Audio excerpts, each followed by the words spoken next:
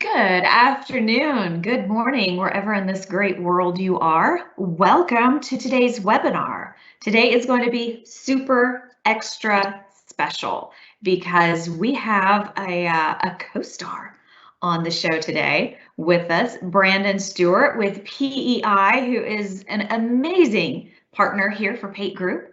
Brandon has been with PEI since 2015. He has passed, I think the word we're using today is a plethora of Microsoft exams. I'm going to come in here real quick and interrupt myself and take this slide down so we can see Brandon. There we go. Let's get everybody up on the screen. That's so much better. But you've got, let me see, if we count them all up, 16 badges, 9 major Microsoft certifications, an enterprise architect. You keep up with cutting edge Microsoft technologies at PEI, one of which is the focus of today's webinar, Azure Files, which is a super hot topic right now. I know at Pate Group, it comes up multiple times a week. And you're also an Azure Solutions Architect expert. Oh my goodness, how do you do it all? I don't sleep. I don't sleep anymore. But thank you for that intro. Still in my bucket. I'm blushing. I don't know if you can tell. That is quite a resume. We also have today our very own Stephen Wilson. Stephen, how is your day going today? I get to talk to Brandon, so it's going great. You get to talk to Brandon. Yeah. So we got to hang out more. I like you guys. We have fun. Stephen, you've been in the industry. I'm just going to try to do this from memory because I've known you for so long now, but you've been in the industry for, I'm going to say 20 years. Do I have that right? At least, yeah. At least 20 years. You are a solutions architect, an admin from way back, co-author for several of the industry books. I think more editor than author, but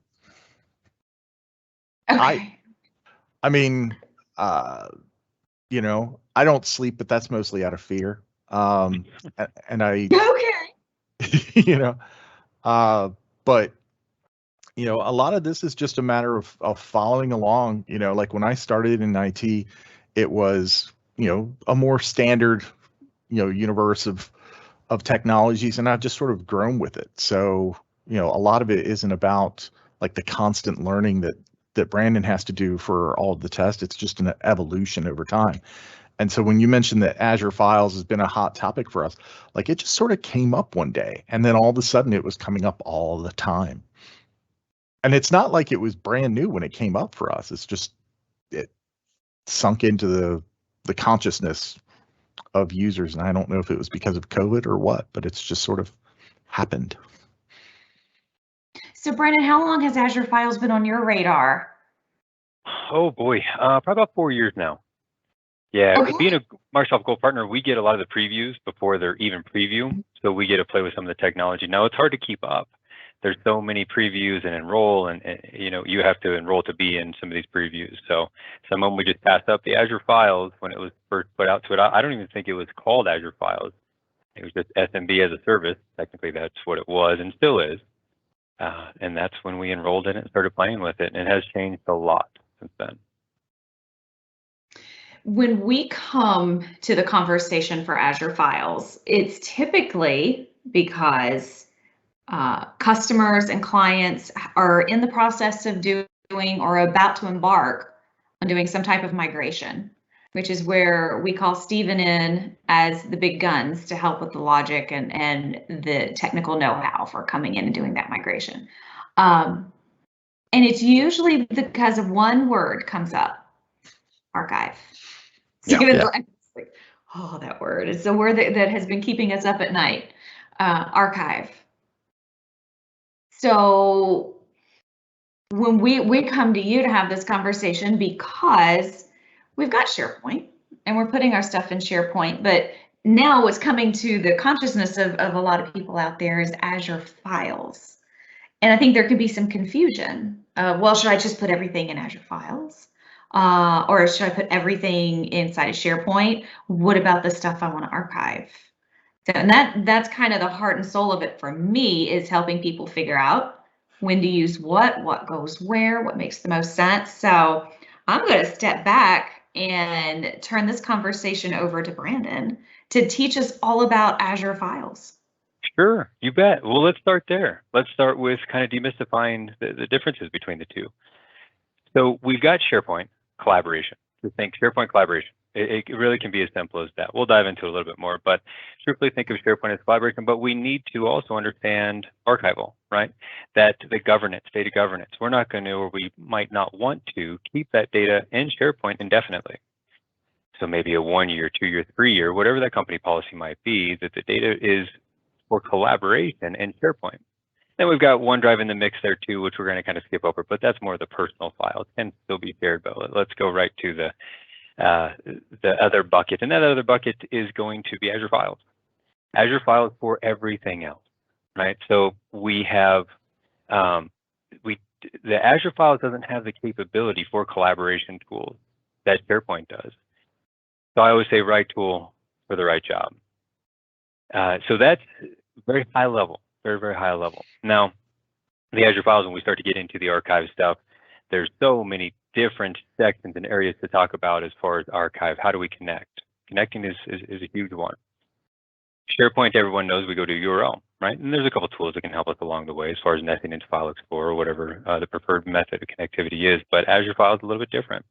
If you think of your traditional file server on-prem, that traditional file server, we wouldn't be able to just go home or Wi-Fi or wherever you might be and double click on our map drive if we still use map drive, right? So the connectivity is a big piece of how we access Azure Files. And the simple answer is a map drive over a VPN. But that's not always going to be feasible for, or even needed for people outside the office. So I want to hit on a little bit of connectivity real quick, and then I'll pass it back, because this is probably the most common question I get, is when I'm outside, when my users are outside the office, how do they connect? And 4.4.4.5 is, and I won't get too technical, I promise. We'll try to keep it high level. But port 445 is SMB, right? SMB is blocked. This is not a Microsoft limitation, it's an ISP limitation. It's interesting, when we do a lot of these deployments, we get a lot of feedback from some of the clients. Some of the clients are in the small little mountain towns, smaller ISPs, they allow it. But larger Comcast, Xfinity, they don't, so they're going to block it. So we have to have some kind of connectivity, and that connectivity comes through VPN. We typically recommend Azure, always on VPN. It's quick, it's seamless, it's always on, hence the name, right? But it works very, very well. And so are you finding a lot of, like, one of our conflicts in like bringing up Azure Files to customers, like if they come to us with it, you know, like I said, that's been happening more and more often, but a lot of times it comes up as sort of a, what if we just skip SharePoint? Like, you know, can we just move everything to Azure Files and then go back to using, you know, the U drive, the S drive, or whatever? And, you know, they kind of look at it as the easy button for their migration, because they're talking to us about moving stuff into SharePoint, and then they realize that SharePoint has a different style for managing files, like you're using metadata more than you're using folders, and they've got this, you know, 10-year-old file share that's got a billion folders that are as deep as they can possibly be. And when we tell them that it would be better if they kind of shortened those paths and consolidated information and use metadata, they're like, that sounds hard. Can we just move it to Azure Files? And you're saying that's not necessarily where you guys would come from. You know, if somebody came to you talking about Azure Files, you wouldn't be right on that idea. Like, yeah, that's a great idea. Well, it depends on the requirements. And this is where it's very difficult. And of course, in the consulting role, we always say it depends, right? But it really depends on the requirements. If the users will not adapt to the technology, and they get stuck in their lane, right, in their trench, and I want my map drive and I'm not going to use anything else, then unfortunately, sometimes we do have to revert back to the older method and of a map drive, of a UNC path.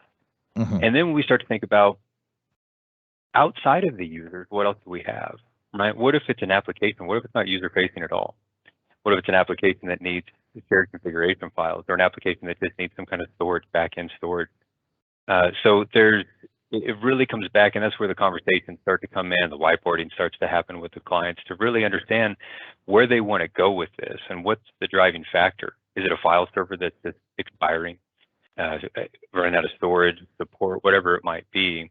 And then we start to venture down those. But when we talk about collaboration, and you're going to hear me say it so many times, it's going to be annoying, but it really is. It's when I hear a client say, well, if this is our department drives, every company, every employee in this, every department and employee in this entire company is going to be using this, it's usually a slam dunk to go SharePoint.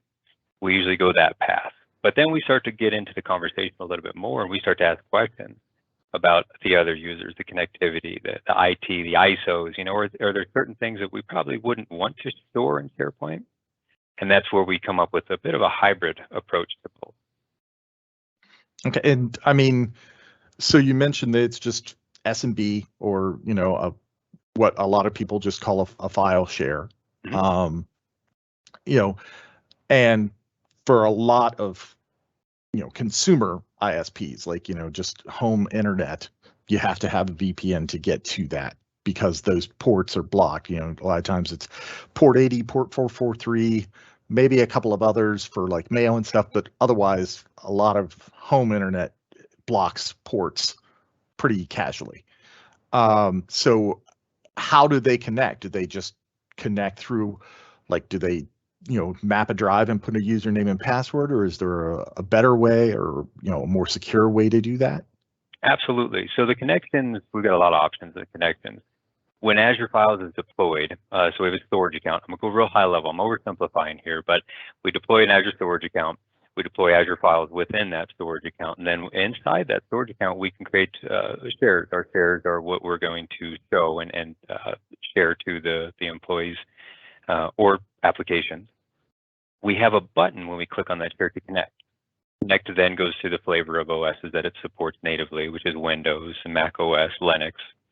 So we click the copy and we throw that into PowerShell on the client computer. We can automate it as well, but just for testing purposes, we throw it into PowerShell. It would map that drive, static persistent map, to that end user. And then of course it would be just a traditional map drive approach from there. That's one way to connect. Another way would be UNC path. We can manually map the drive as well. We don't have to use the little snippet from Azure, but we can manually map it. UNC, use your tools of choice, any of the tools that support those kind of mappings, or symbolic links, all work just fine. And so, I mean, any machine that can participate in a normal file share in a company can participate with Azure Files in some sense, if they've got an internet connection that qualifies. So they don't need some additional application to install or anything like that. They don't have to, I don't know, like CyberDuck or something like that connects to things. They can just do it using the OS level compatibility with normal Windows file shares. Correct. Absolutely correct. Yeah, there's no additional tool or agent that needs to be installed, as long as we have permission, which is huge, right? We have access control, so we have permissions in Azure, we have share permissions, and we have NTFS permissions if we're going that path.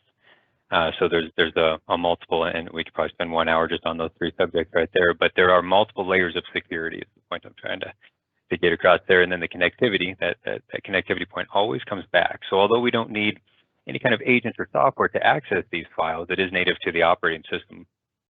We still need that connectivity, and that's where the VPN comes into play. And it's a VPN of choice as well. I mentioned Azure always on VPN because it's so simple, but any VPN of choice would work just fine. Well, and it kind of makes sense. Azure VPN for Azure Files, like you said, it's sort of a purpose designed VPN to facilitate that kind of connection without having to worry about like all the different choices of VPNs, like the split tunneling and all that right. Stuff. Absolutely. And the route that we would take, so your traditional VPN, let's say, goes back to headquarters, but Azure Files is up. So then you have to go to headquarters to VPN up to come back down, and it's the latency, the performance wouldn't be as good as going just direct to Azure Files, where you're sitting on the backbone of Microsoft network.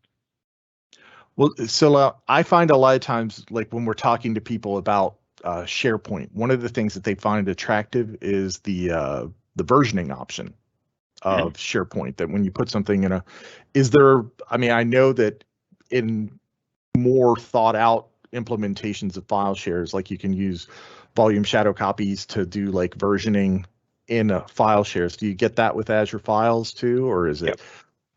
Is it automatic, or is just sort of an additional setup step on the administrator side? It is an additional step. Yeah, absolutely. So Okay. we could go back to the old VSS days, same principle, same technology. You're absolutely right, and great point. So we have the ability, if we choose to. A lot of clients, oddly enough, don't want their users to have the ability to restore previous versions for them, for their users, or on behalf of the entire department, right? They want IT to have that. So, Right. But other clients that do want that flexibility and don't want to take those support tickets any longer, they absolutely do. And those are previous versions in there. And for those that are not familiar with that, it's just a right click the file, properties, and then previous versions, and it'll list all the previous versions in there. And I don't even see that very commonly in on-premises shares, but I have seen it with a few customers. So I just wondered if you could do the same thing with Azure. Yeah. How do you back this kind of stuff up? I mean, because to us, if somebody was like, well, how do we back up SharePoint?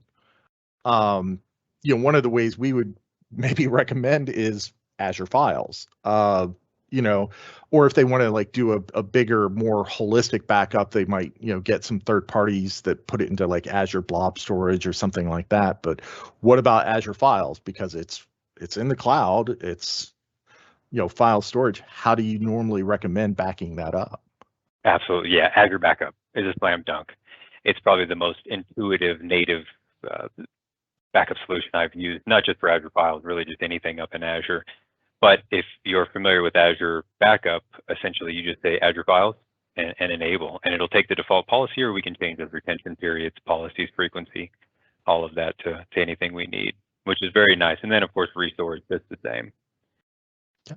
So yeah, really good question, because there's backup's huge, especially when we talk about files, right? With security, ransomware, it's so prevalent in this day and age. Unfortunately, we've got to have options, and that's a great one. And that's, I tell people a lot. Go ahead, Joy. Well, as I say, he said two things that are really sticking out in my mind. One really is an inference, but Azure Files, the Azure VPN, the Azure Backup. I mean, you're talking about streamlining quite a bit of processes that traditionally people have 2, 3, 4, 7 different things to do, right, all in one product stack. That single pane of glass, all in portal.azure.com. Yes, yes, it's wonderful. And then ransomware. I've got a few different clients right now that are in the energy sector, different quadrants, but it's a tense time right now in the energy world.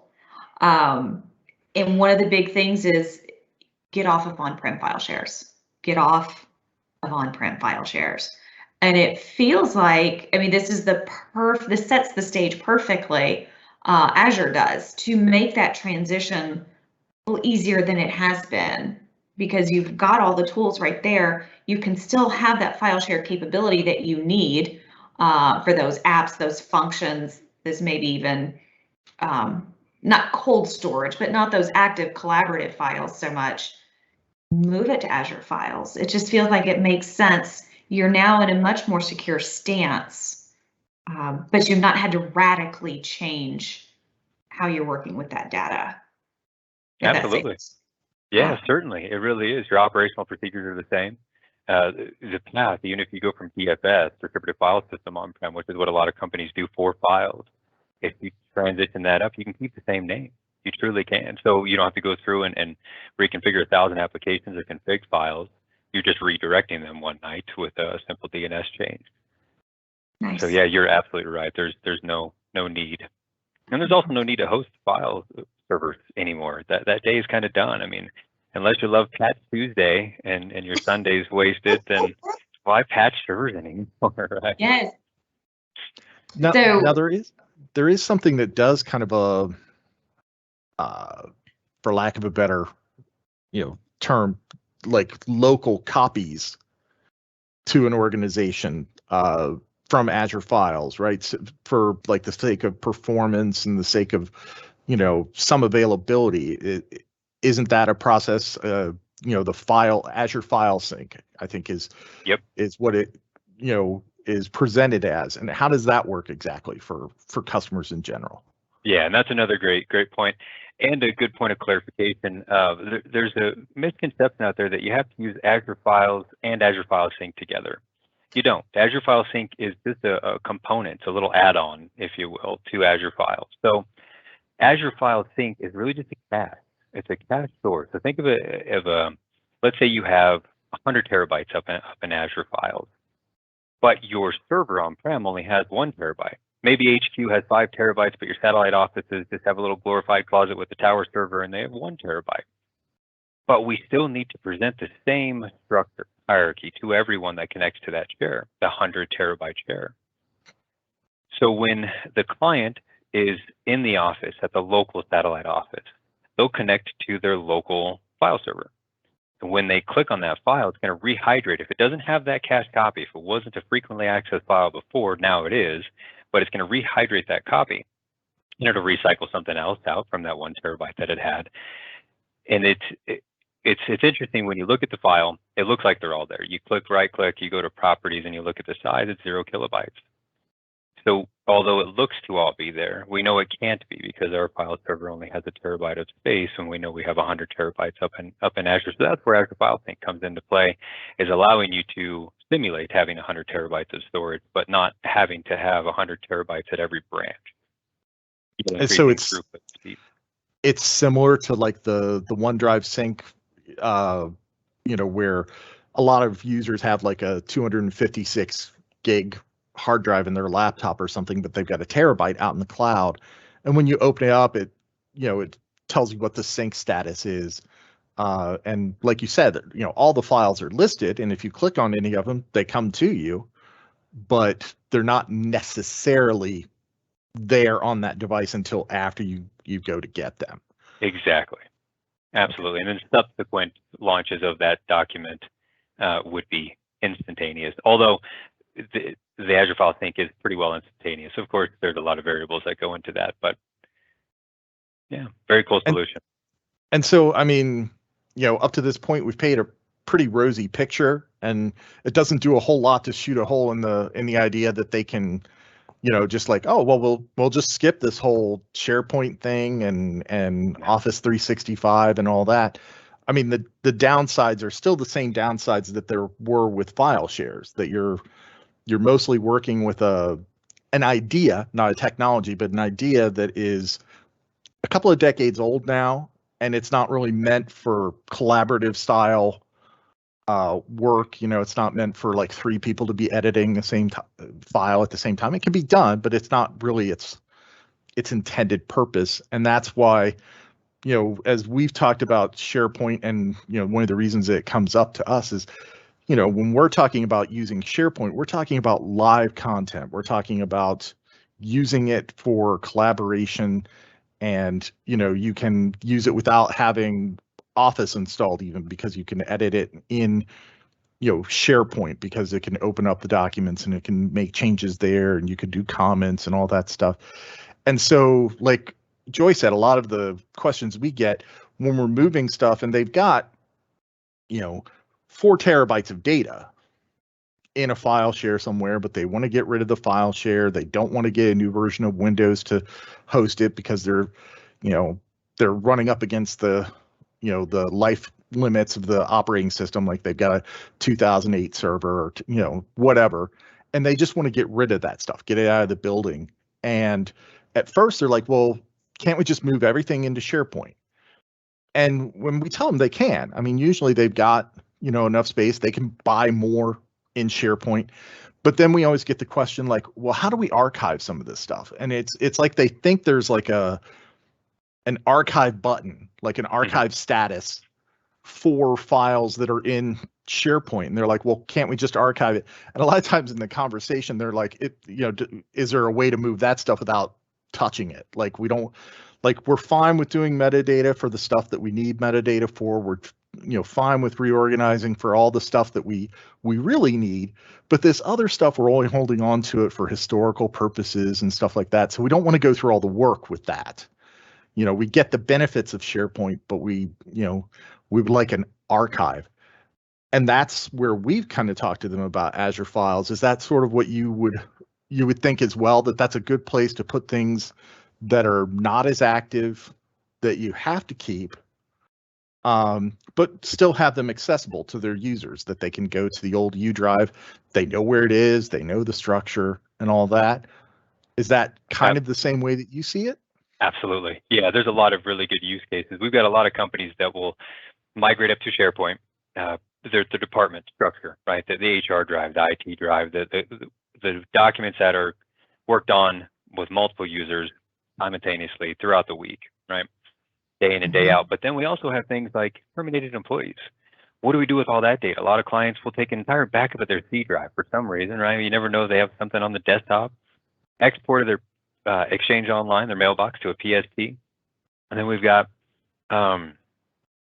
just OneDrive. There's all sorts of data user stuff that we probably wouldn't put in SharePoint. We're not collaborating on that data, but we need to put it somewhere, right? Instead of filling up years worth of terminated employees' C drives on a local file server, Azure Files is perfect for that.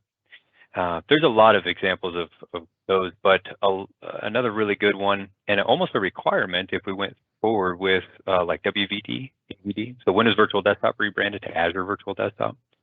We use some of the things like FS Logic, which is the new roaming profiles. I shouldn't even compare the two. Roaming profiles were, remember those days? Troubleshooting the, but then User Profile Disk came out, kind of revamped roaming profiles. This is the next generation of that FS Logic, and it works incredibly better than any of the other technologies. But anyways, that is a requirement, is Azure Files. It's got to put that stuff somewhere. MSIX App Attach is another one of those technologies that requires Azure Files as well. We just need somewhere to put something. And those are more configuration-based, non-collaborative type of documents. So that wouldn't be a great place for SharePoint. But Azure Files is kind of that bucket where I say storage, everything else storage. That's where it really shines. And then of course, I've a quick example, real quick. We got a client that has about 200 different applications. They used to have 200 different config files, times two, because one was production, one was development. So they have 400 config files. They had to update and edit anytime that they changed this app, was almost weekly. They had a 4-hour maintenance window every Sunday evening to do this. We then switched them to Azure Files. They now have two. They have one production and one development configuration file, because the servers just point back to it for a quick config, and then they go off and do their work. So another real good example of a technology, now we don't have to have all those config files, a dedicated server replicated to another region. We have Azure Files. So a few years ago, we had a customer that came to us, and they wanted us to migrate all the stuff from their file shares into SharePoint. And like when I started like enumerating all the data and stuff, I realized like, a lot of the data that you guys have here, like you have your voicemail system running out of your file share. We can't move that to SharePoint. And I don't even know that I would recommend moving that to Azure Files. I would, and the same thing with roaming profiles. And so there's still an adjustment to be made here, because technology marches on. Like you wouldn't necessarily just take people's roaming profiles and move them to an Azure Files share and mount that, and then let them just keep going on using roaming profiles the way they have been. You would still recommend taking a look at the newer technologies and maybe re-architecting some of the ways that they're doing things occasionally to take advantage of some of the new features of Azure and all that stuff. Absolutely. Yeah, certainly. I mean, why keep doing things? We won't advance and be as efficient as possible if we're not allowed to evolve. These technologies are evolving. I recommend, I'm not telling people what to do, but I recommend evolving with those technologies, right? I mean, it's going to help. And all the things we mentioned about the Windows updates, I know I made a joke about that, but think about all the poor admins that still do have to update the patches on their file servers and then reboot them and hope that the RAID card attaches and then we don't have a bad drive, or all of those things. there's better use for our time now, and it all comes down to the right tool for the right job. Right. And that's, I mean, Azure files and things like that may help kind of ease the transition, but we always tell people when they're like, oh, well, how about we move it all to Azure files and then we'll migrate it into SharePoint later. SharePoint never comes. Like, right. If you're doing that for, to kick it down the road, you'll never get back to it. Right. So even a move to something like Azure files requires some thought and some consideration of doing things better. And taking the tools that are now being offered and making it possible to do things better without necessarily like moving everything to one master technology that will take care of everything. Though I guess, to Joy's point, maybe the master technology is just Azure. Microsoft. It's Microsoft. That's the one reason to rule them all, right? Yeah. But you mentioned technology does advance. I made a flip comment one day. I had a customer that was like, well, we've already told everyone we'll put everything in SharePoint and then we'll just do OneDrive sync so you can still get to it and work with it in that file explorer view that you're used to.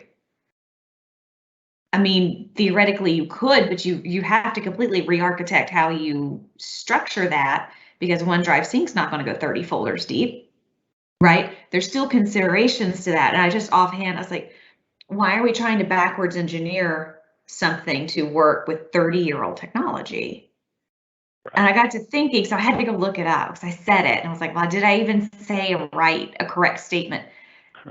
Best I can figure out, it's a 26-year-old technology, right? So we try to, right, that's old in technology terminology, right? That's old. But if you modernize the file share to something like Azure Files, where it's more secure, you've got all the underlying capabilities to support that and manage it, then you can put that living, breathing content in SharePoint, put the more static stuff in Azure Files. It feels like it makes sense, and we're getting out of 26-year-old technology. Exactly. Making life better. Right. Yeah. Exactly. It's so well put. It really is, and all it takes is a data discovery to understand what the IT, what the application owners, developers, department owners are doing, the end users. All of those people use files. Whether they know it or not, sometimes we have to show them that they're using files. But that data discovery really kind of puts it into light. And then a little whiteboarding session that says, this would be perfect here, this would be perfect here, and this would be perfect here. Yeah, logic. I love it. So are there any like features to Azure Files that are,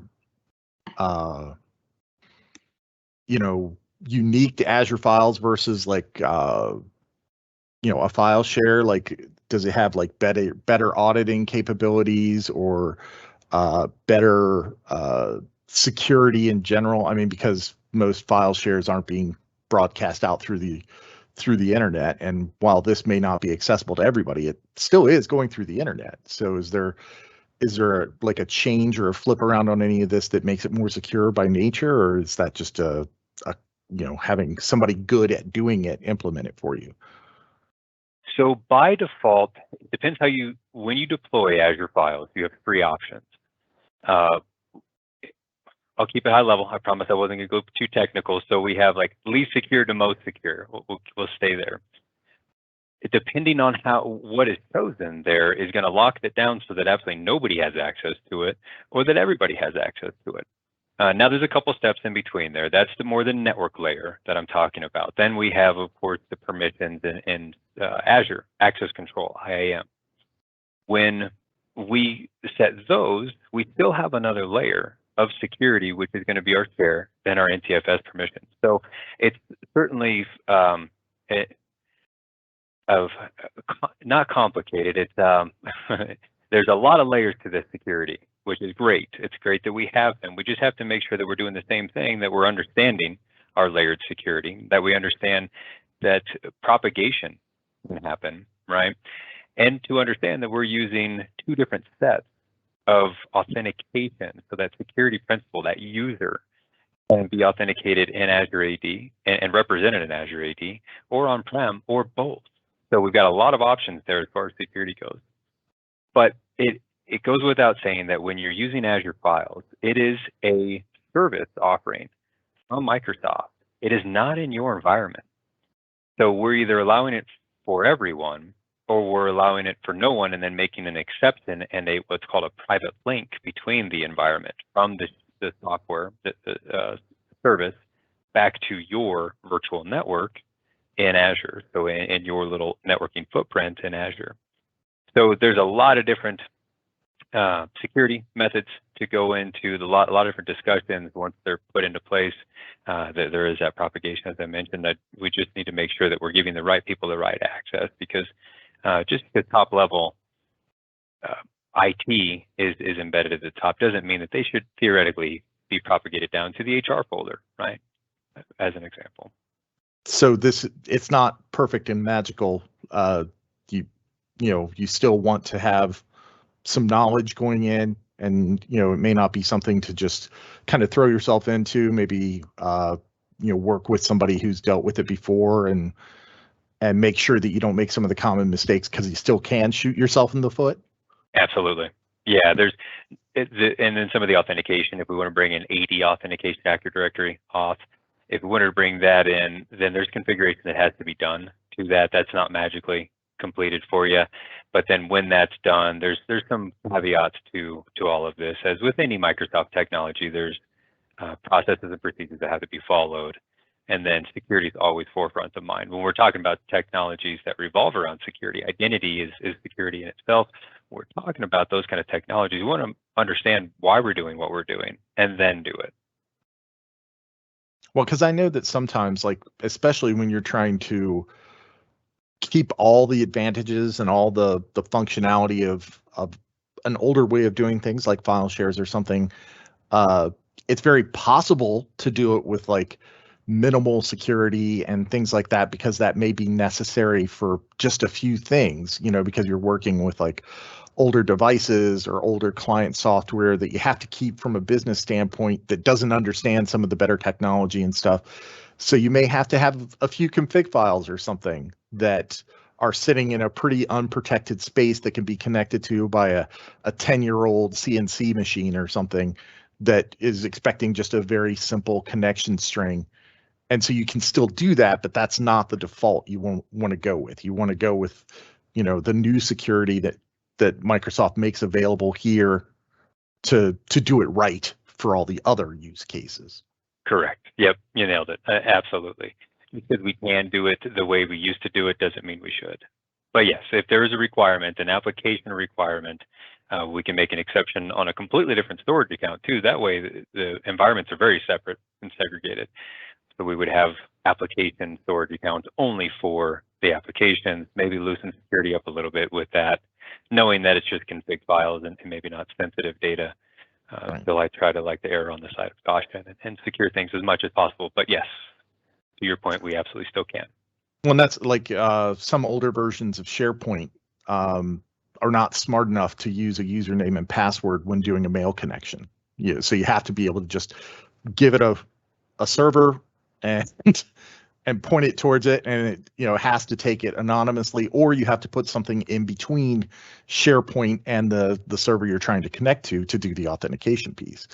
And so that's a thing that we hit all the time when people were moving from older configurations. They're like, oh, we just point it to our on-prem mail server. Can we just point it to Exchange Online? And we're like, nah, Exchange Online's not real friendly to just anonymous, like anything you get from this address, just go ahead and send it. Don't worry about it. Anonymous relay for the whole world. Yeah. So like I said, the march of progress, but Right. You can definitely shoot yourself in the foot when you just never change anything, because you're like, oh, this is the way we've always done it. Sure. Absolutely. Yeah. And if the security world that we live in today has shown us anything, it's that we need to start thinking about security before we even deploy a solution. Even in testing, because testing often becomes production. Yeah, that's very true. So when we were talking about the VPN, like the Azure always on and stuff, that typically follows machine, right? Like, so if I have my company laptop, I can set up Azure, always on VPN or something. But if I am traveling, I'm on vacation, but I want to get to something because it's an emergency or something, I can't just do that from a hotel. Like I won't necessarily have like the Azure VPN just by logging into something, right? I mean, that would be more of a use case for something like SharePoint where it's coming through a web protocol and it's coming through, the authentication that's designed to, let you get to things from different places, various devices, unless you've got all that stuff locked down, by IP addresses and regions and things like that. So it's not really friendly to like ad hoc connections where like, here, let me borrow your phone and I'm going to get my file off of Azure Files. That's not really how that works, correct? Right. So what we do in that scenario is AVD, Azure Virtual Desktop, because that is open to the whole world over 443, not blocking that on your hotel Wi-Fi or your mobile device, your phone, whatever device you're connecting from. That would give us a desktop to jump into and then do anything we'd like from our cafes or I don't know if those are still around. But to your point, that's what we would recommend. But yes, you wouldn't be able to just go to the URL, even if it was your own URL, even if it was in Azure Files and open to the entire world. We still have that limitation of the ISP, which is hit or miss. It really is. It's funny. Sometimes we hear Starbucks worked just fine. McDonald's Wi-Fi didn't, even though their corporate environment is going over enterprise class ISP. It's also their networking. They're not going to allow SMB. They don't want large file transfers over their Wi-Fi. So they're going to allow the common stuff. And 445 is really not common in day-to-day for a typical person. Right. Well, and I think that, like the Azure, Windows desktop stuff is still fairly new. And I think that a lot of organizations are going to head in that direction because we have some customers that because they have, security requirements and stuff, they want to send us a laptop to work in their environment because they've applied all the policies and everything. But something like the Azure Windows desktop makes that a whole lot easier because they can let us get into it, but then they can limit what we can take back out of it.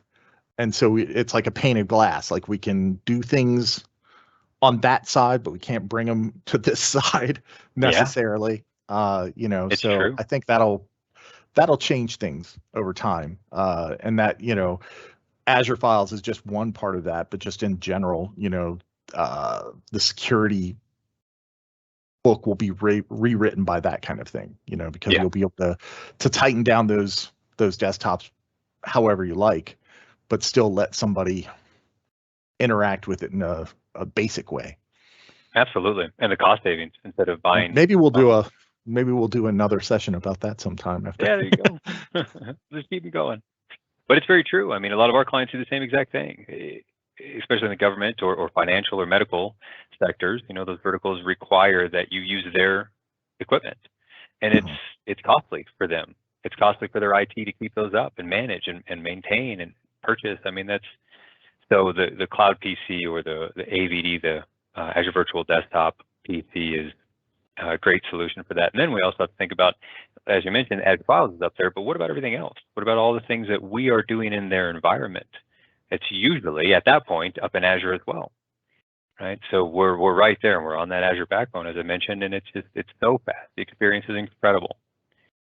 And I mean, I've seen in the past situations where, they only want you to do something for like a week and the shipping costs actually, like shipping it, insuring it and all that stuff, would pay for a laptop, but it's a laptop that they have to maintain. And then, if it gets damaged, they have to replace it and all that stuff.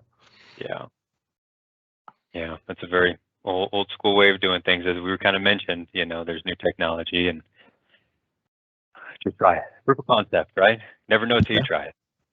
Absolutely.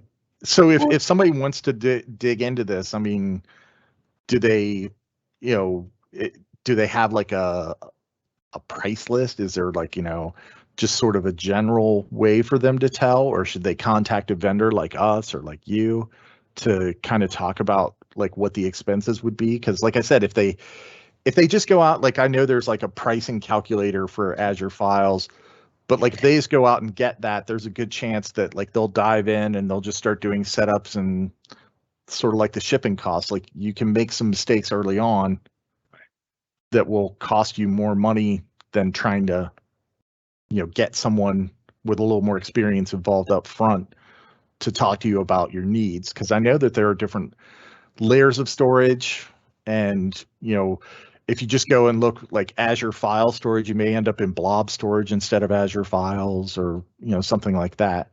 So what is your typical path for recommending that a customer start with this? Like if they are not already in a contract or something with you guys, do you just send them a couple of links and say, go with God? Or do you have like an organized advisory service that you kind of take them through steps?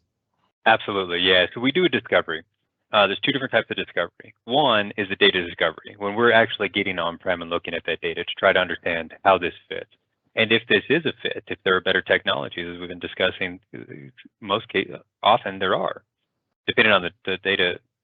Then the pricing comes into place. So that's a different discovery. That's usually just a quick whiteboarding session or screen sharing session to go over that Azure calculator that can be very confusing. Azure offers so much, right? And there's so many different things that we can change to price it exactly the way we need it for our needs. So if somebody was daring enough to go to the Azure pricing calculator and choose the storage account, then the Azure files, not blob storage, the Azure files, they would have some options in there. There's different tiers of Azure files. Microsoft does this because we don't always have the same type of data and access needs for that data, right? Kind of like we were talking about in our suggestion of the old terminated employees. Rarely, probably if ever, are those remounted to look at or just browsed. So those would more likely go to what's called the cool tier. Then we have the hot tier, which is going to be a little bit more frequently accessed data. And we have transactionally optimized, which is going to be incredibly frequently accessed data. And then we have premium storage, which is kind of a whole other beast in itself when we really need the performance. So many different options. There's definitely no one size that fits all. So it's more understanding what we need, the type of data we're going after, and then the performance requirements. And then we start to talk about cost, because then we've got some categories we can kind of shuffle around and say, oh, we've got this much data that needs to be cool storage. Because although cool is the cheapest storage, it can quickly become the most expensive storage if it's accessed frequently. Because we have additional charges that go with that. Microsoft has it priced cool for a reason, because they don't anticipate it, nor should the client anticipate it being accessed frequently. And if it does, we incur charges such as early data access charge, maybe early deletion charge, transaction charges. So there's so much. It's a very confusing topic, but we can help demystify that a little bit as we walk through that calculator together with a little screen share. Good news, Joy. We've been doing it right. Like we. Good job, guys. I had no doubts. And that, I mean, we do the same thing with SharePoint. We kind of meet with the customer and talk about their needs, and sometimes try and talk them out of their first impression. Where they're like, oh, we'll do it this way, and we're like, maybe not your best choice. Like, sometimes there are some factors they haven't thought about, because moving things to the cloud or moving things to a completely different technology, it changes some things. And it's not just a matter of, flipping a few switches. And, like you may mention earlier, like being able to remap things over a weekend from, the on-premises U drive to the cloud U drive.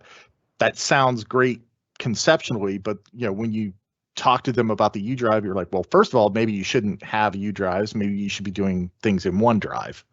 But then the other thing is like, well, what are we doing with the U drive? Like how active is this storage? Is this like, you're updating 3 or 4 files, a day every week. So maybe in a week you're touching 20 to 50 files, or is this stuff that is connected to like some high-speed transactional system that needs to be updating things in, seconds or milliseconds, because that could affect like what tier of storage you're in and that kind of thing. So it's an advanced move setting this stuff up. You don't necessarily want to just fly at it and be like, I Googled Azure Files, I learned everything I need to know this week, and we're good to go. It highlights the importance of knowledge experts, dare I say, because you've been there, you've done that, you know it, you live it, you breathe it, you're in it all the time, right? A customer can come to you and say, okay, but this is what I need. And you can go, okay, yes, I've walked through this several times. This is the path for you, right? Oh, wait. If you need to come in here and edit this 3 times a month, why would you put that in the cool storage? Because I feel like that's going to be more expensive for you than either putting that in SharePoint or, putting it in a more optimized area inside of Azure Files. It's just, I've got a slide that I use for a certain presentation I do that it's like, remember, when you're talking about Microsoft 365, you're talking about a Swiss Army knife, not a cookie cutter. Right. And this just takes that conversation to that next level, right? There's no cookie cutter solution for everything. How do you work? What's your data? What do you need? How do you need to use it? That's what defines the parameters for people, I would guess, based on what I'm learning today about Azure Files.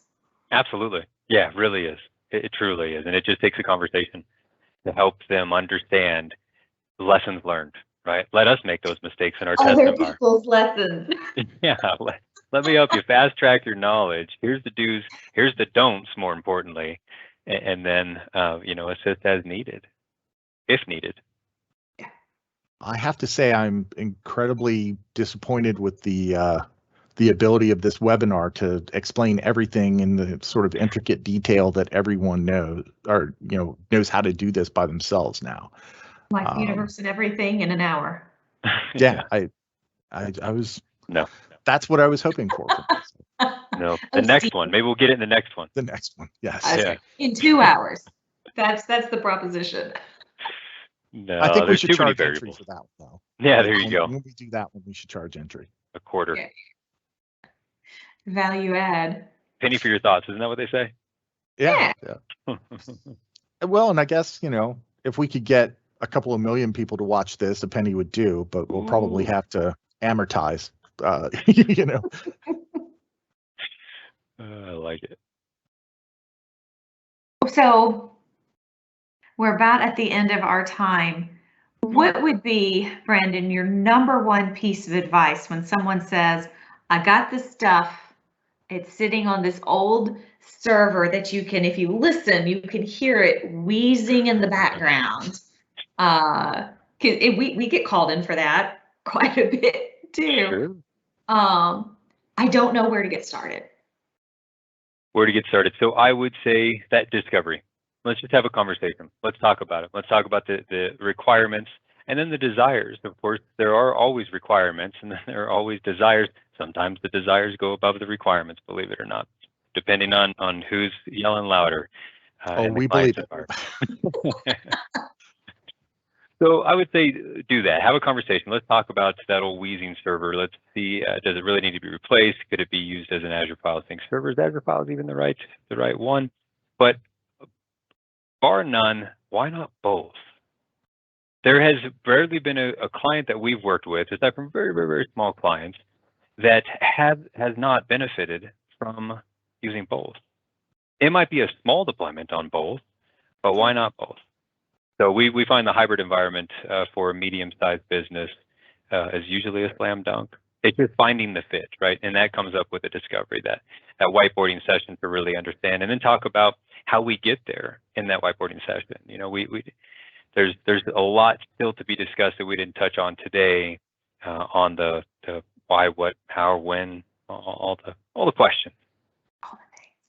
Yeah. See, and that's kind of the opposite of what we've had with like a lot of our customers with Office 365. Like a lot of times they'll gravitate towards a hybrid environment, and we're like, that may not be the best thing for you guys because it has the downsides in a smaller organization of an on-prem environment of, you know, having to keep a machine up to date and the patching and all that stuff. So if you want to do like a hybrid SharePoint environment for a smaller organization that doesn't have a strong IT group, you know, that's a fairly serious downside. But you're saying that Azure Files can be done with a fairly low level of upkeep on a on-prem piece, like the Azure file sync servers and stuff. They aren't difficult to manage. They aren't something you have to interact with a lot. I mean, I'm sure they need some patching, but. Right, but in that instance, most of the time our Azure File Sync servers are co-located facility type of Azure File servers. Not a co-located facility, just a co-located application server, file and print server, domain controller, right? It reminds me of the old small business server days where we have that one server that does it all instead of a whole stack of a couple hosts with plans, you know, and the full technology suite no longer needed. If we need Azure File Sync at all, it can easily be installed on that small business server approach, which is very helpful because then you're only updating that one server that you would be updating anyways. Yeah. Okay, so it's kind of designed for that sort of thing where, I mean, it can scale up to giant organizations as well, right. But you know, it's meant to be maybe that one server you have running over in the corner that takes care of a bunch of different jobs. And you know, you just have to, you know, do occasional maintenance on that, but it's not something where like the IT people are like pulling their hair out at midnight on Sunday because they're never going to get this running again, you know, because they just had to apply some patches and bring it back up, and you know, exactly. Things are mostly back the way they should be. Yeah, absolutely. Because what we don't want to do is put ourselves back in, we got this new technology, but now we're putting ourselves back in the boat of now we have new technology and old technology. Mm-hmm. Right? And the old technology, I mean like an older server running Azure File Sync. So if we can simplify the environment by going with just Azure Files, it really benefits in more ways than one. But in the event that we do need that on-prem caching, we absolutely have that. And for the smaller, medium-sized businesses, we find it not having a whole bunch of dedicated file servers is a really good practice. For our larger clients, just the nature, the size of the data, what they're doing with it, some of the graphics rendering, AutoCAD, those kind of things, those are usually dedicated file servers, but not at the massive scale of storage we have up in Azure.